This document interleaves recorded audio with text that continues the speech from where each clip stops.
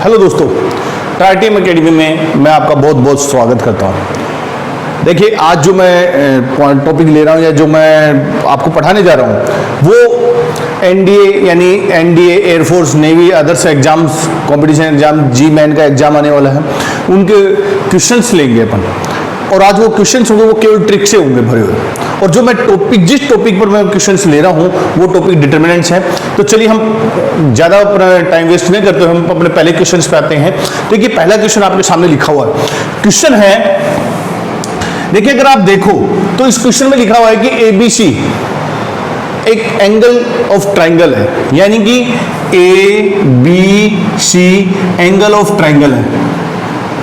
और आपसे पूछा क्या गया है, 1 - 1 कोस सी कोस बी, कोस सी -1 कोस ए, कोस बी कोस ए और -1।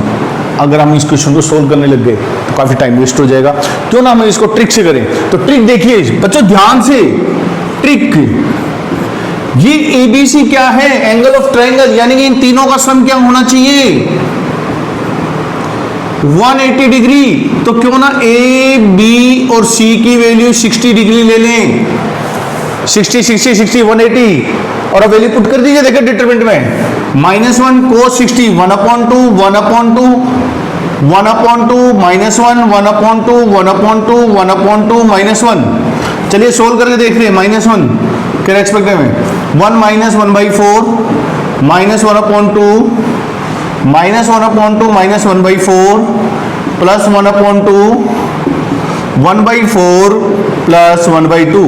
आप देखोगे तो 1 में से 1/4 गया तो 3/4 माइनस का 3/4 आ गया। 1/2 माइनस का 1/4 माइनस का 3/4 माइनस 1/2 तो 3/8 और उसे सोल्व करेंगे उससे भी 3/8। तो माइनस का 3/4 प्लस 3/4 आंसर बिकम 0। तो देखिए ट्रिक से क्वेश्चन कैसे सोल्व हो रहे हैं, ठीक है ना। ध्यान से समझ लिए ट्रिक को, ठीक है। चलिए दूसरा क्वेश्चन आपके सामने पेश है। इस दूसरे क्वेश्चन को गौर से देखिए। उसमें ये कह रहा है कि एक ट्राइंगल है एबीसी और एक डिटरमिनेंट दिया हुआ है 1 1 1 a c b b a c equal to 0। अब आप जरा गौर से देखिए, अगर एक ट्राइंगल है और उसकी जो sides a small b small c है और उसके डिटरमिनेंट की वैल्यू 0 है, तो हमें एक ऐसी ट्रिक अपनानी है जिससे इसके डिटरमिनेंट की वैल्यू 0 आ जाए। तो ये पॉसिबल क्या है, कब होगी, जब ये दोनों के दोनों कॉलम सेम हो जाए। और सेम होने के लिए मैंने क्या कर दिया, ए बी और सी को सेम कर दिया। और ऐसी कौन सा ट्राइंगल होता है जिसके ऑल साइड्स इक्वल होते हैं। ट्राइंगल कौन सा होता है, इक्विलेटरल ट्राइंगल होता है, इक्विलेटरल ट्राइंगल, यानी कि समबाहु त्रिभुज।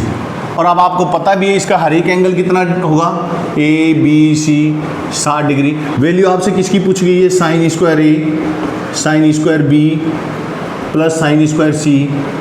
तो देखिए ए की वैल्यू sin 60 की वैल्यू होती है √3/2 का होल स्क्वायर, √3/2 का होल स्क्वायर और √3/2 का होल स्क्वायर।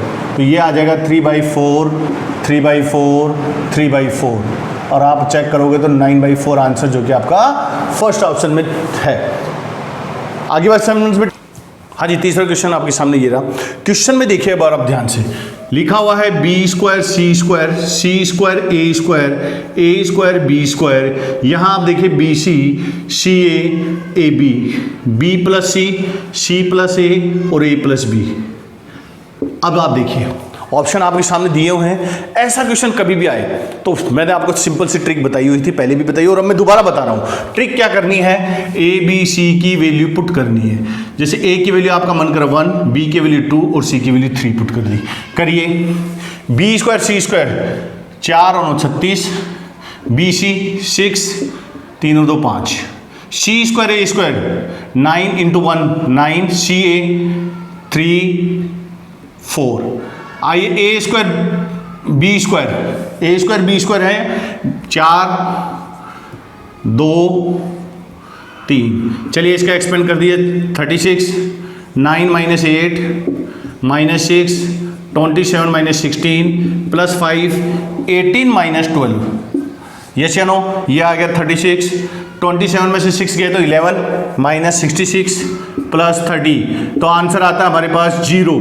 तो ऑप्शन नंबर 4 ये आपका सही आंसर है। तो ध्यान देना कि ट्रिक किस प्रकार से आपको लगानी है, ठीक है ना? समझ आ गया? चौथा क्वेश्चन आपके सामने ये रहा।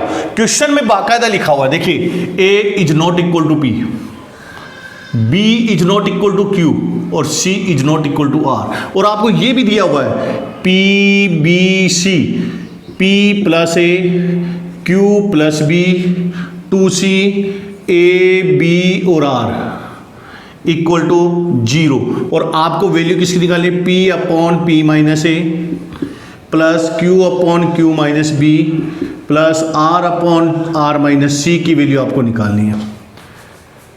सोल्व करेंगे, काफ़ी टाइम लगेगा, वो सोचना भी पड़ता है कि भाई क्या करना है, कैसे करना है ना? तो सिंपल सी ट्रिक है।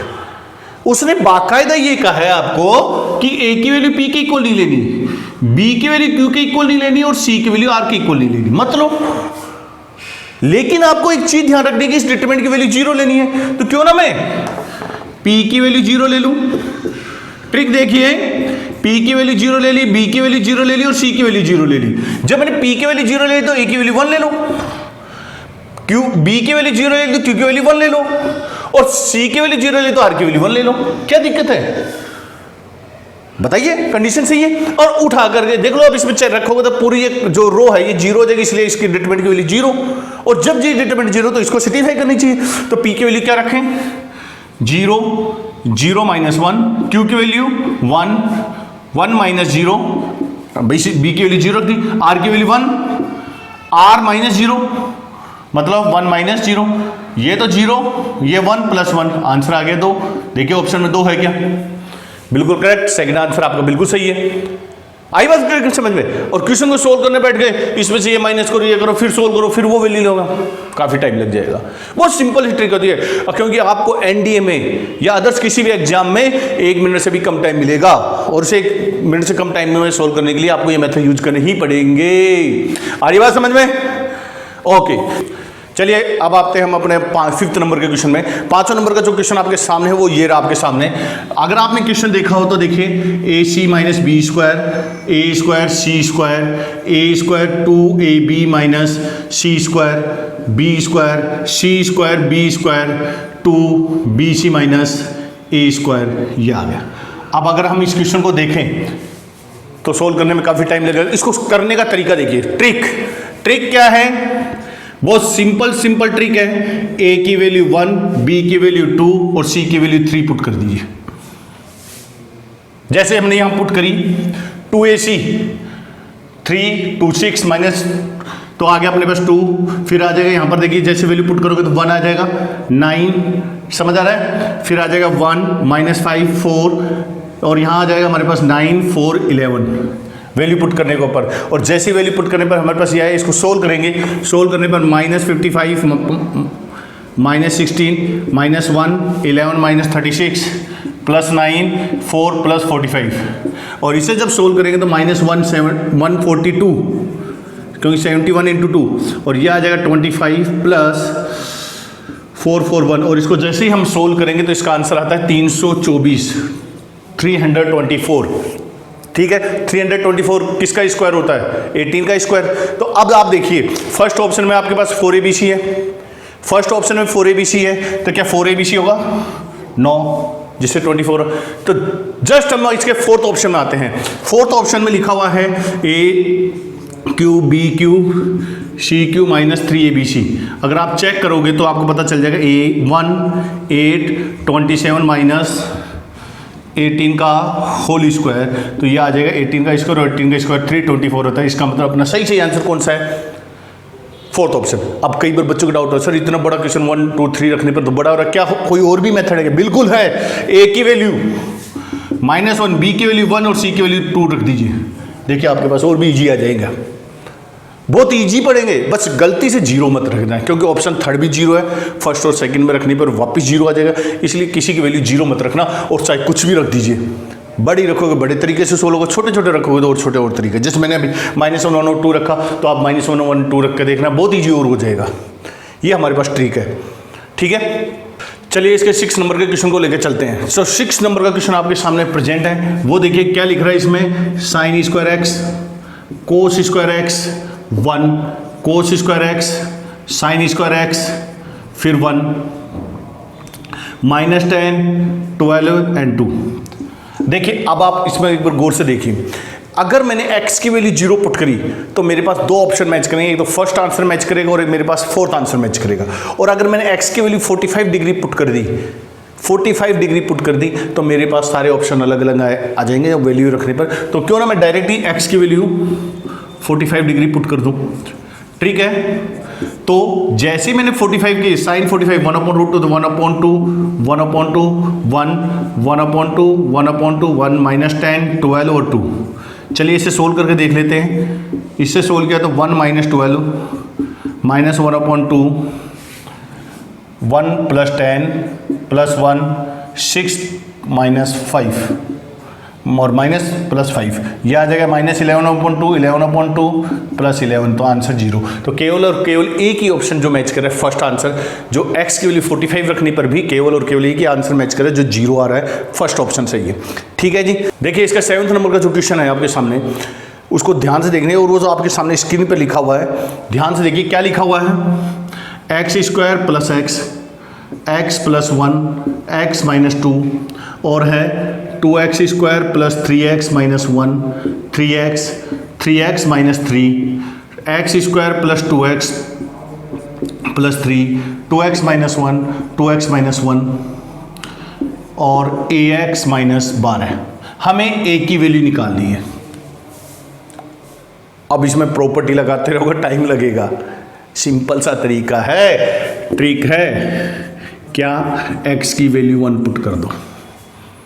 जैसे ही आपने x की वैल्यू 1 पुट करी, देखिए x की वैल्यू 1 पुट करी, 1 और 1 2 2 -1 2 और 3 5 - 1 4 3 0 6 1 1। सोल्व करिए। 3 - 0 -2 4 - 0 -1 का रेस्पेक्ट आ गया है, तो 4 - 18 6 - 8 14 + 14 कितना आ रहा है आंसर। और हाँ, ये वैल्यू यहाँ पे भी तो रखनी है, a - 12, ये a - 12, ये आ जाएगा a - 12। यहाँ से कितना आया, 20 में से 8 गया तो 12, a - 12। तो a की वैल्यू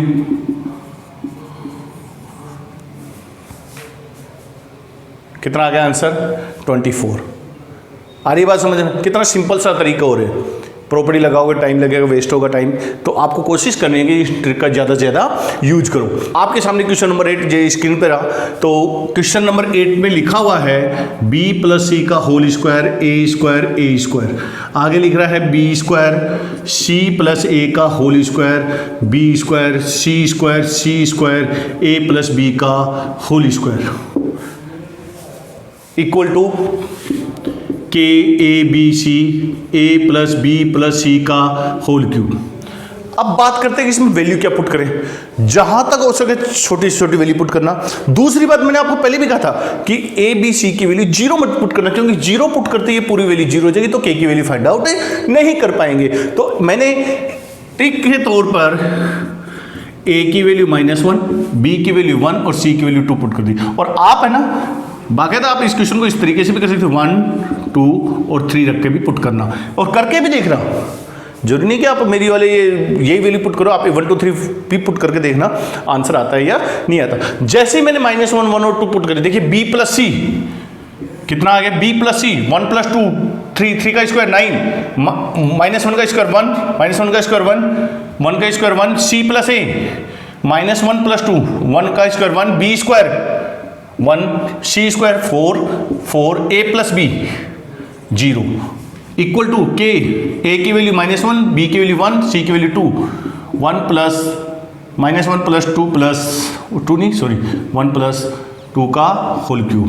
तो यहाँ सोल्व करेंगे तो 0 - 4 -1 0 - 4 + 1 4 - 4 और ये आ जाएगा माइनस का 2k, ये कैंसिल इनटू में 8। यहाँ देखिए 36 प्लस का 4 ये 0 -16k 32 -16k तो k की वैल्यू 2। बताइए कितना सिंपल तरीका हो गया। आ रही बात समझ में? ABC की वैल्यू पुट करो और वैल्यू निकालो। तो करने का तरीका आप, क्योंकि हमारे पास तो ऑप्शन है तो सोल्व करने में हमें क्या दिक्कत है? क्वेश्चन तो हमारे 1 मिनट के अंदर अंदर सोल्व हो रहा है ना। ठीक है स्टूडेंट्स, आप देखिए आपके सामने अगला क्वेश्चन है, क्वेश्चन नंबर 9। क्वेश्चन नंबर 9 में क्या लिखा है? उसमें लिख रहा है कि LMN pth qth r term है किसके? GP के। मतलब GP में TP L है, TQ M है और TR N है। क्वेश्चन नंबर 9 है और हमें वैल्यू निकाली किसकी? log L, log M, log N और PQR 111 इसकी वैल्यू निकालनी है। कितना सिंपल है, सिंपल। देखिए आपको GP की पूछा ना टर्म, तो 1 L की वैल्यू 1 ले लीजिए, M की वैल्यू 2 ले लीजिए और N की वैल्यू 4 ले लीजिए। लगातार 3 टर्म ले लो और P की वैल्यू 1 ले लो, फर्स्ट टर्म, सेकेंड टर्म और थर्ड टर्म और वैल्यू पुट कर दीजिए, आपको सामने आंसर आ जाएगा। log 1 की वैल्यू log 1 1 1, log 2 2 1, log 4 3 1 और log 4 को हम क्या लिख सकते हैं? log 1 की वैल्यू तो 0 है, 1 1, log 2 2 1 2 log 2 और जैसे हम इसको सोल्व करेंगे इसका आंसर है 0 आएगा। और एक और ट्रिक बता दूं, ध्यान से समझना ट्रिक को। जब भी AP या GP या HP का कभी भी ऐसा कोई क्वेश्चन आ जाए उसका आंसर आपको 0 टिक करके आना है। और 0 टिक कैसे? जैसे अगला क्वेश्चन जो आ रहा है आपके सामने, क्वेश्चन नंबर 10। देखिए आपकी स्क्रीन पर क्वेश्चन नंबर 10, उसमें ही बाकायदा कह रहा है कि ABC TP TQ और TR टर्म है किसमें? AP में। तो आप 1 2 3 4 रख दीजिए, 1 2 3 रख दीजिए, आंसर आ जाएगा। लेकिन मैंने क्या कहा था, अगर आपसे कभी भी इस तरीके का कोई क्वेश्चन आता है इसका आंसर हमेशा क्या देख के आना है? 0। जैसे इसने ABCPQR और 1 1 दे दिए, इसका आंसर 100% 0 आएगा। सोल्व करके देख लेना। ठीक है, यहां तक कि आपको ट्रिक समझ आ गई। हेलो स्टूडेंट्स, आपके सामने देखिए क्वेश्चन लिखा हुआ है कि एक हमारे पास थर्ड ऑर्डर का जो डिटरमिनेंट है उसके हर एक एलिमेंट को अगर हमने 5 से मल्टीप्लाई कर दिया, थर्ड ऑर्डर का डिटरमिनेंट के हर एक एलिमेंट को मैंने 5 से मल्टीप्लाई कर दिया, ये लीजिए, तो उसकी वैल्यू कितनी हो जाएगी? तो मैं ये कह सकता हूँ कि मेरे पास एक मैट्रिक्स थी जिसका डिटरमिनेंट क्या है? डेल्टा। अगर मैंने इसको k से मल्टीप्लाई कर दिया तो इसकी वैल्यू आ जाएगी k की पावर n, a का डिटरमिनेंट यानी कि k की पावर n डेल्टा। तो हमारे पास अगर 3 ऑर्डर का है तो 5 से मल्टीप्लाई कर रहे हैं तो 5 की पावर 3 डेल्टा यानी कि 125 डेल्टा होगा। तो जो आप अपने ऑप्शन में टिक कर सकते हो। आपके सामने अगला क्वेश्चन नंबर 12 यहाँ आपके सामने है। एक बार देखिए क्वेश्चन को ध्यान से देखना, उसमें बाकायदा देखिए क्या लिखा हुआ है कि जो डिटरमिनेंट्स हैं, एक डिटरमिनेंट उसका जो फर्स्ट कॉलम है वो 2 एलिमेंट का सम है, मतलब A1 + A2 आगे चलता रहेगा, B1 + B2 C1 और सेकंड जो कॉलम है वो 3 एलिमेंट का सम है और थर्ड जो कॉलम है वो 4 एलिमेंट का सम है। इस तरीके से कॉलम में आ जाएंगे और भी। तो बताइए टोटल सिंगल कितनी बनेंगे डिटरमिनेंट्स? सिंपल सी ट्रिक देखना, इसमें कितने एलिमेंट का सम है? 2 इंटू इसमें कितना है? 3 इंटू इसमें कितना है? 4 इंटू कर दीजिए, कितना हो गया? 24। आंसर क्या आएगा आपका? 24। ठीक है। हाँ जी, क्वेश्चन नंबर 13 देखिए स्क्रीन में आपके सामने ये लिखा हुआ है। क्या लिखा हुआ है क्वेश्चन नंबर 13 में? उसमें बाकायदा लिख रहा है कि एक हमारे पास डिटरमिनेंट है, उसकी वैल्यू 11 है। तो ये मैं मान लेता हूँ किसी मैट्रिक्स का डिटरमिनेंट है, ठीक है। तो उसने पूछा value of the square of determinant form by the cofactor, मतलब इनके सह खंडों से जो मैट्रिक्स बनी हुई है उसके स्क्वायर का डिटरमिनेंट, जो डिटरमिनेंट के सह खंडों से जो मैट्रिक्स बनी है उसके डिटरमिनेंट के स्क्वायर का वैल्यू बतानी है। तो इसकी क्या होगी वैल्यू? अगर हम इसकी वैल्यू पूछना चाहें तो आपसे, तो आपका आंसर आता है सर ये आपने पहले लिखा चुके। तो n की वैल्यू हमारे पास कितनी है, 3 ऑर्डर है, तो 11 का पावर 3 माइनस 1 होल स्क्वायर, 11 का स्क्वायर का होल स्क्वायर मतलब 121 का होल स्क्वायर, जो कि कितना आता है 14641, जो कि आपके फोर्थ ऑप्शन में मैच करता है। क्वेश्चन नंबर 14 पे, 14 नंबर का क्वेश्चन आपके सामने लिखा हुआ है, इसमें बाकायदा ये कह रहा है कि ax plus Y plus Z equal to 0, X plus B Y plus Z equal to 0, X plus Y plus C Z equal to 0। और आपको पता हो तो ये होमोजीनियस इक्वेशन है। अगर इस इक्वेशन के बारे में आपको पढ़ना है तो मेरे पहले वाले लेक्चर में जो यहाँ आई बटन प्रेस करके देख लेना, इसके बारे में बाकायदा आपको वो रैखिक समीकरण के बारे में मैंने बताया था, लीनियर इक्वेशन के बारे में सॉल्यूशन बताया था मैट्रिक्स वाले चैप्टर में, वहाँ जाके आप जरूर देख लेना, तो इसकी थ्योरी वहाँ आपको मिल जाएगी। तो देखिए इस क्वेश्चन में लिखा हुआ है कि इसका जो सॉल्यूशन है वो नॉन ट्रिवियल सॉल्यूशन है, यानी कि एतुच्छल है। तो एतुच्छल होने पर इसके जो डिटरमिनेंट की वैल्यू है ये क्या हो जाएगी, 0 होनी चाहिए।